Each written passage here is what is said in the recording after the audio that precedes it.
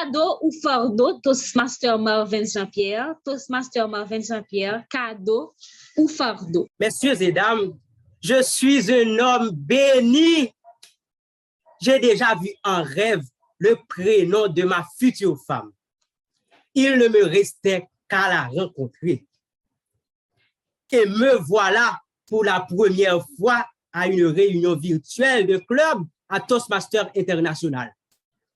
Imaginez-vous ce que j'ai vu à l'écran. Ce beau prénom que je cherchais depuis des lustres, ma future femme. Et dès lors, j'ai décidé d'intégrer Toastmaster International. Ne me regardez pas ainsi. Je ne suis pas le premier ni le dernier à intégrer un club juste pour trouver sa moitié. D'après vous, pourquoi il y a autant de célibataires à la division? Chers amis Toastmasters de la division D, distingués invités, durant toute la réunion, sa caméra était fermée, mais sa voix, oh mon Dieu, aussi douce que la laine de mouton. Dès lors, je ne pouvais plus attendre la fin de la réunion pour la rencontrer. Finalement, elle a été appelée pour clôturer la réunion. Et à ma grande surprise, c'était un homme. Qui l'aurait cru?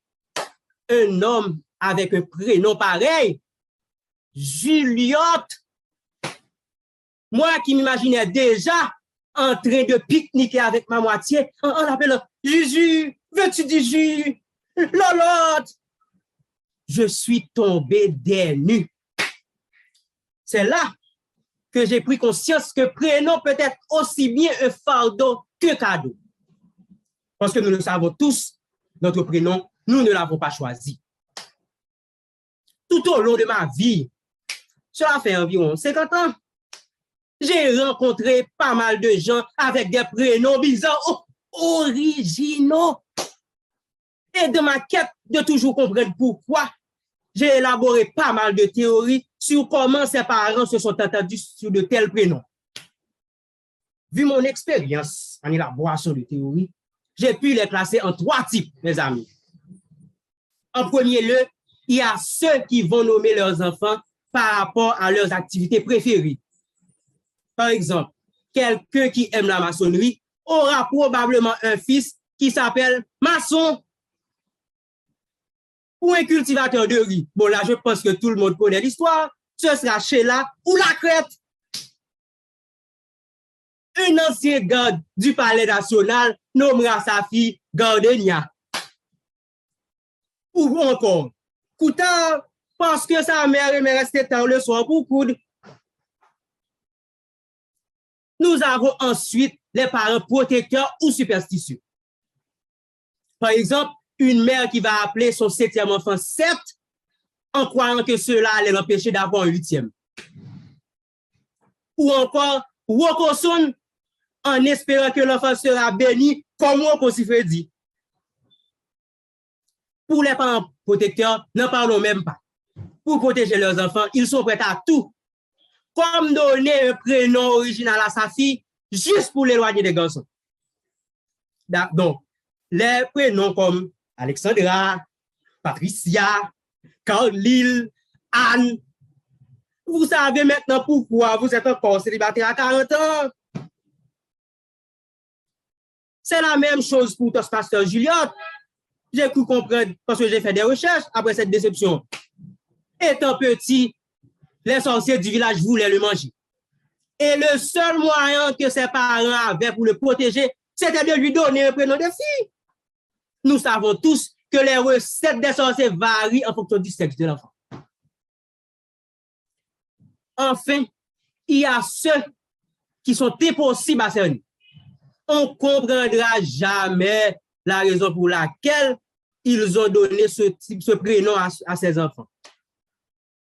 Seule la personne en question pourra te dire ce qui lui est passé par la tête pour avoir donné un tel prénom à son enfant. Je me souviens de cette dame qui voulait appeler sa fille Andouillette. Mes amis, vous avez entendu? Andouillette. Vous ne rêvez pas. Il est à peine midi. Andouillette. Les officiers d'état civil ont passé des heures à la convaincre de changer le prénom. Finalement, elle a accepté et la fille fut appelée Henriette. Il y avait aussi ce monsieur qui voulait appeler son fils Linné, juste pour faire savoir aux gens du quartier que son fils était né. Mais comme il venait du Cap, il répétait sans cesse à l'officier, Linéo, oh, Linéo. Et le petit fut appelé Linéo. En devenu grand, intelligent comme il a fait croire à tout le monde qu'il s'appelle Lino. Messieurs, dames, ces types de parents que je viens de vous énoncer ont toujours existé et ils existent encore. Et ils pensent avoir fait de leur mieux. D'ailleurs, les prénoms d'aujourd'hui jugés normaux ont été autrefois des prénoms originaux. Pour cela, j'ai une proposition. Laissez les enfants choisir seuls leur prénom. Ils choisiront eux-mêmes leur fardeau ou leur cadeau. Donnez-leur en attendant des prénoms de transition comme petit bébé, enfant 1, enfant 2. Parce que si cette pratique persiste, je vois un très grand risque à l'avenir. Si nous nous basons sur ce que les jeunes de nos jours vivent dans le pays, dans 15 ans devenus parents, nous aurons des prénoms comme Loxon, Lopna, Barricadley, Divalia. Au final, je dois vous dire que j'ai réussi à rencontrer ma femme. Et depuis quelques mois, elle porte mon enfant. Je vous assure, c'est par le Toastmaster Julien. Et très bientôt, je vais me lancer dans cette aventure, choisir un prénom pour ma fille. Et juste pour apporter mon adhésion à ce mouvement actuel dans le pays, je compte la nommer Bouakala, Madame la Présidente du concours.